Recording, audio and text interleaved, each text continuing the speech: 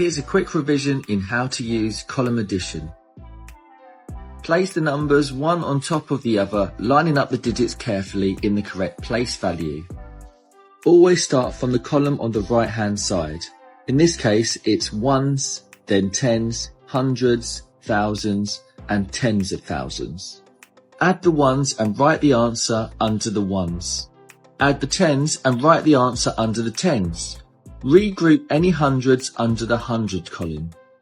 Add the hundreds, including any hundreds that you may have regrouped.